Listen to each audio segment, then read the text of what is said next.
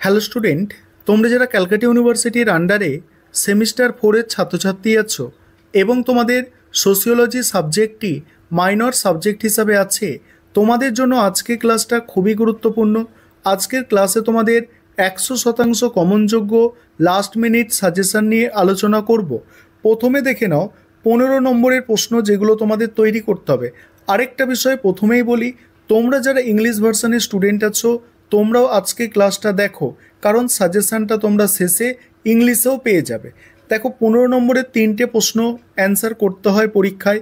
15 নম্বরের জন্য যে প্রশ্নগুলো দিয়েছি দেখে নাও, এবং যেগুলো পাশে স্টার দিয়ে চিহ্নিত আছে এগুলো তোমাদের জন্য অধিক গুরুত্বপূর্ণ প্রশ্ন।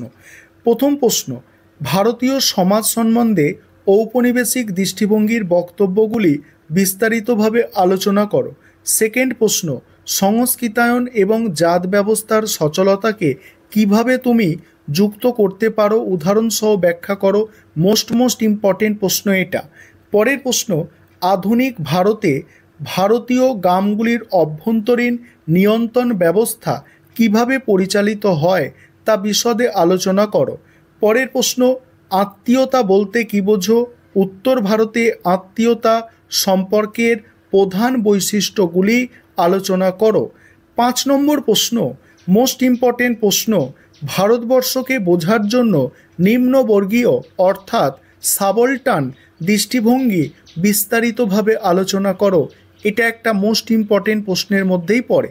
পরের প্রশ্ন, মোস্ট ইম্পর্টেন্ট প্রশ্ন, ভারতে যজমানি ব্যবস্থার ওপর একটি টিকা লেখো। তোমার কি মনে হয় এটি একটি শোষণমূলক ব্যবস্থা ছিল? পরের প্রশ্ন, স্বাধীন ভারতে কৃষি শ্রেণী কাঠামো সম্বন্ধে একটি টিকা লেখো। 8 নম্বর প্রশ্ন, ভারতীয় সমাজ সম্বন্ধীয় জাতীয়তাবাদী দৃষ্টিভঙ্গির মূল বক্তব্যসমূহ আলোচনা করো। পরের প্রশ্ন, প্রভাবশালী জাতির ওপর একটি টিকা লেখো।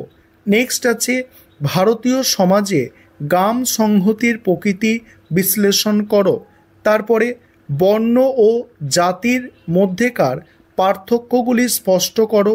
জাতি ব্যবস্থার বৈশিষ্ট্য আলোচনা করো।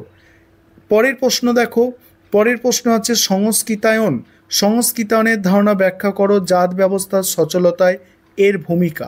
নেক্সট আছে দেখো, পরিবার, ভারতীয় পরিবারের প্রধান বৈশিষ্ট্য ও পরিবর্তন। বিবাহের সংজ্ঞা তার প্রকারভেদ। আদিবাসী বলতে কী বোঝো, তাদের সমস্যা আলোচনা করো। ধর্ম বলতে কী বোঝো, ভারতীয় সমাজে ধর্মের ভূমিকা আলোচনা করো। এখানে অনেকগুলো প্রশ্ন থাকলেও যেগুলো স্টার দেওয়া প্রশ্ন আছে সেগুলো তোমাদের জন্য মোস্ট ইম্পর্টেন্ট। আশা করি তার মধ্যে থেকেই কমন পাবে। এবারে 5 নম্বরের প্রশ্ন। 5 নম্বরের প্রশ্ন তোমাদের লিখতে হয় 6টি। দেখো তোমাদের 75 মার্কসের পরীক্ষা, সেখানে তোমাদের 15 নম্বরের প্রশ্ন লিখতে হচ্ছে 3টি, অর্থাৎ এখানে 45 নম্বর হচ্ছে। ঠিক আছে, আর কত নম্বর বাকি থাকে? আর 30 নম্বর।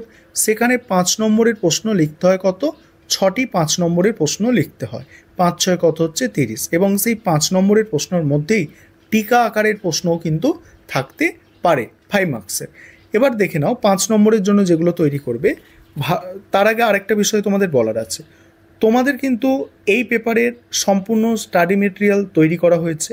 স্টাডি মেটেরিয়ালে তোমরা এখানে যত প্রশ্ন দেখছো প্রতিটা প্রশ্নের উত্তর একদম পরপর সাজানো পাবে।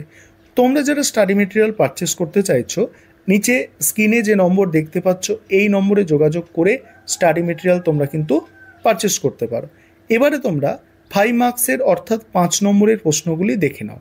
প্রথম প্রশ্ন, ভারতের সমাজ সম্পর্কে জাতীয়তাবাদী দৃষ্টিভঙ্গির মূল বক্তব্যগুলি সংক্ষেপে উল্লেখ করো। পরের প্রশ্ন, জাতীয় শ্রেণীর মধ্যে পার্থক্য উল্লেখ করো।